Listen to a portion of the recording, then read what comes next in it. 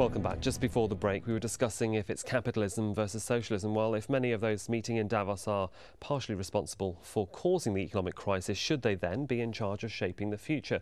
Well, providing an alternative to those sceptical of the World Economic Forum is the World Social Forum. The WSF opened its six-day programme on Tuesday in Belém, Brazil, timed deliberately to coincide with the Economic Forum and Social Forum, which has been meeting annually since 2001. An estimated 100,000 people from across the world, along with prominent South American leaders like Brazilian President Luiz Inácio Lula da Silva, Venezuelan President Hugo Chavez, Evo Morales of Bolivia, are at this social forum this week. This year's forum is set to be dominated by issues such as deforestation, development and social responsibility, as well as the global economic crisis. Another world is possible is the theme in Belém. The challenge for the WSF this week is to define what the new world is and how to get there. Still with us are our guests in Davos, Roland Berger, also in Davos, Hugo Dixon, and in Belém, Brazil, Shushavan Dar. Roland Berger, can I begin with you? How significant and influential is this alternative Davos gathering in Brazil? Do you listen? Do leaders in Davos ever listen to what comes out of forums like the WSF? That's what I wanted to say.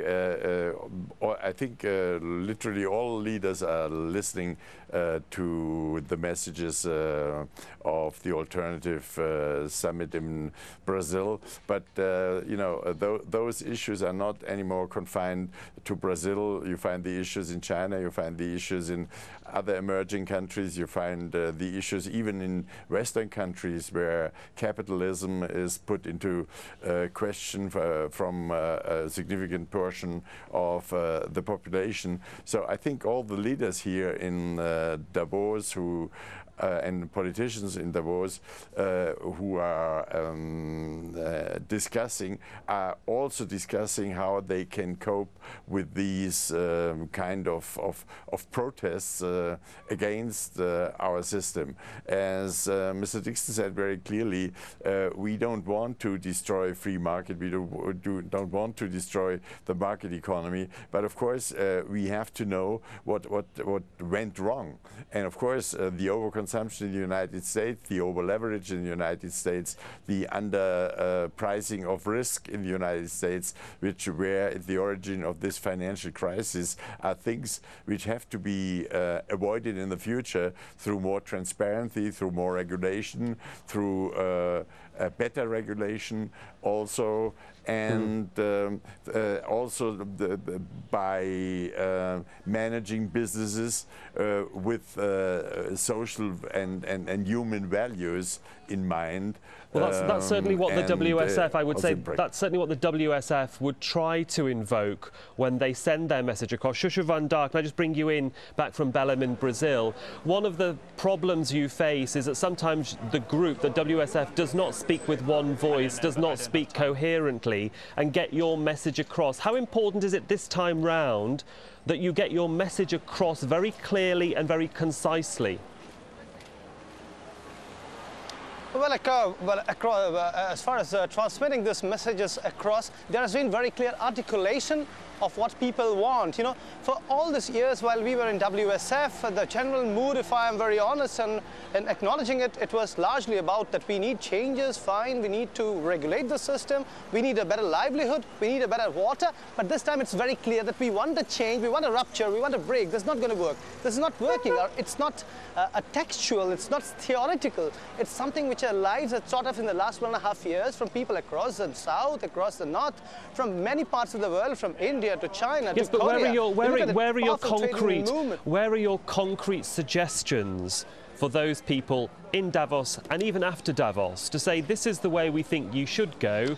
These are our suggestions. Will you listen to them? Roland Berger has already said yes, we listen, but I say your organisation sometimes fails to get your message across.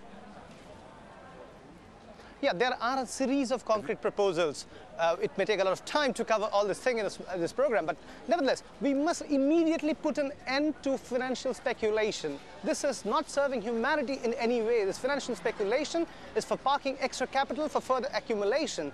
When you have exhausted your productive possibilities of accumulating capital further through production, you must put an end to the commodity derivatives. The commodity derivatives, what does it serve except in increasing the prices of food and increasing the prices of energy all across the world?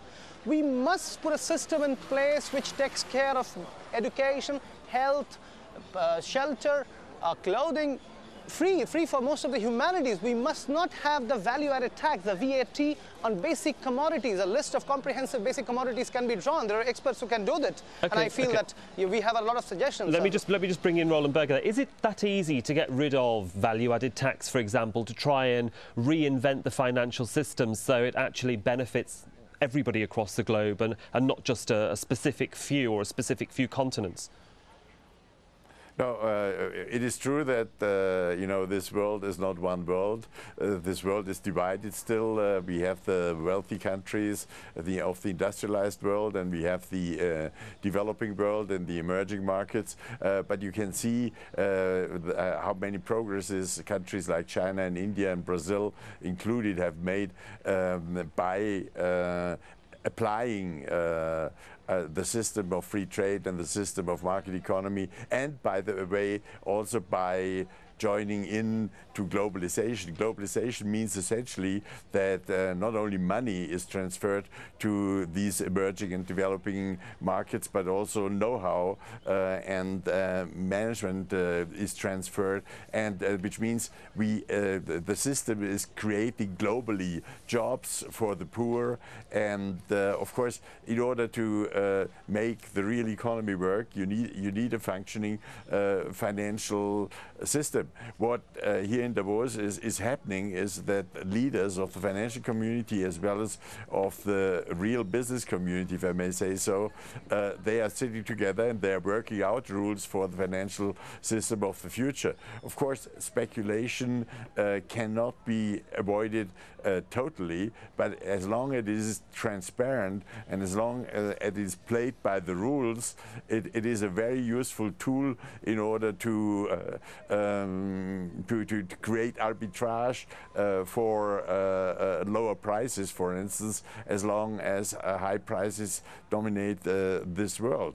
So I think a difference between what happens in Berlin and what happens in Davos is the things which are proposed and worked out and developed here in Davos are feasible in the world we live, and the ideas which are mentioned in Belém are just ideas, but they are very hard to transform into concrete measures. Well, I think the measure. Let's go back to Belém and to Sheshavan.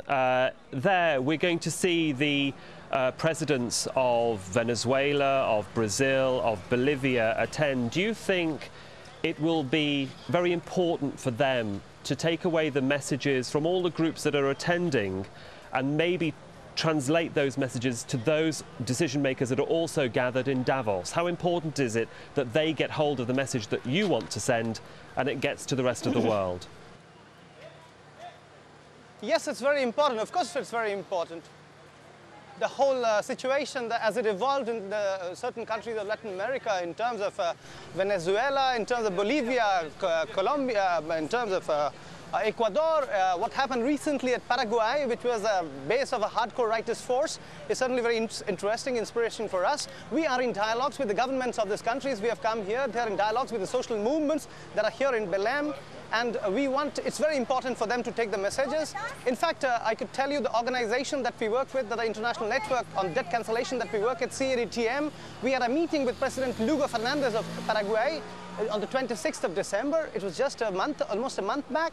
And we invited him to come here instead of going to the World Economic Forum at Davos, which he has accepted and refused to go to Davos. So more and more people coming here, the political actors coming here, makes Davos even more illegitimate and even more redundant. Well, let's get back to Roland Berger. Roland Berger, does a gathering like the WSF make Davos even more illegitimate, as it's being said in in Brazil? I think it definitely is very useful that politicians are showing up there, but I must say, if politicians which are clearly against free markets, against free trade, against market economy, even against democracy, and I have a hard time to consider Mr. Chavez and Mr. Morales and other leftist leaders in Latin America Democrats, while President Lula, who is a Democrat, who was voted in a democratic way, and who does he has programs against hunger, against social injustice, etc. He was 4 times guest in Davos, and we discussed with him about solutions, and in fact Brazil is developing pretty well. And that's, I'm afraid, where we have to leave it. In Davos, Roland Berger, and in Belém, Brazil, Shusha van Daar. Thank you very much for joining us here on Inside Story, and thank you for joining us on this edition of the programme. We do welcome your comments and suggestions. Please do email them to us at insidestory@aljazeera.net. I'm Sahil Rahman. Thanks for your time. Bye for now.